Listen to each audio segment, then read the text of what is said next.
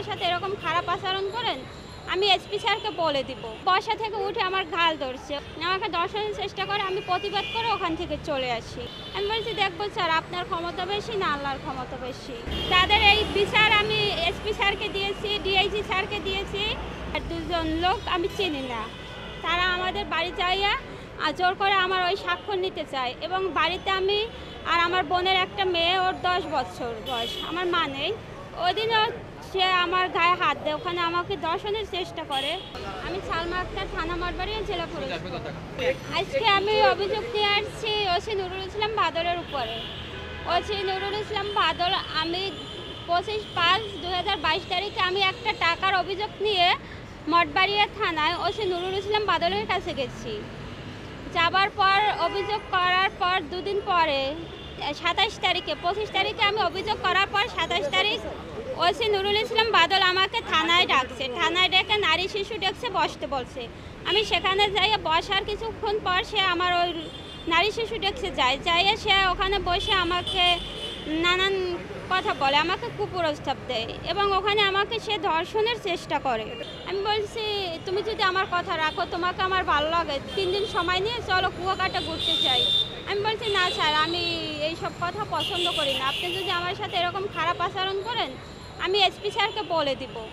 তারপর উনি বসা থেকে উঠে আমার গাল ধরছে, ওখানে আমার সাথে খুব খারাপ আচরণ করে, আমাকে দর্শনের চেষ্টা করে, আমি প্রতিবাদ করে ওখান থেকে চলে আসি। ওই সময় আমাকে বলছে, তুমি যদি আমার কথা রাখো 1 সপ্তাহ ভিতরে টাকা তুলে দিব, নইলে তোমার একটা রাস্তার মেয়ে বানিয়ে ছাড়বো। আমি বলছি, দেখবো স্যার আপনার ক্ষমতা বেশি না আল্লাহর ক্ষমতা বেশি। এটা বলে আমি চলে আসছি। চলে আসার পর আমি আর থানায় কখনো একা যাই নাই। আমার বাবা বা কাকি একটা লোক নিয়ে যেতাম। আমার মা নেই বেঁচে, আর ভাই ছোট আমার। তাদের এই বিচার আমি এসপি স্যারকে দিয়েছি, ডিআইজি স্যারকে দিয়েছি। সেখানে তাদের নামে বিভাগীয় মামলা হয়েছে। তদন্ত শেষে 5 জন পুলিশের, ওসি নুরুল ইসলাম বাদল, এসআই আব্দুল হক, এসআই আবুল কাসেম, আব্দুল কুদ্দুস, এসআই ফিরোজ আলম, এই 5 জন পুলিশের বিরুদ্ধে বিভাগীয় মামলা হয়েছে। বিভাগীয় মামলা হবার পর 28/8/2023 তারিখে 3টে সাদা স্ট্যাম্প নিয়ে আমার বাড়িতে যায় ওসি তদন্ত অফিসার আব্দুল হক আর 2 জন লোক আমি চিনি না।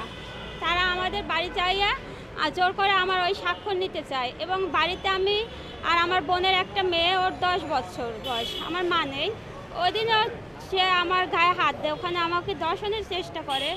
আমি তখন আমার বাসার দোতলায় উঠে এসপি স্যারকে কল দিই। এসপি স্যারকে কল দেওয়ার পর এসআই মিজানকে পাঠাই দেয় আমার বাড়িতে। তারপর তারা স্থান ত্যাগ করে, ওখানে চলে যায়।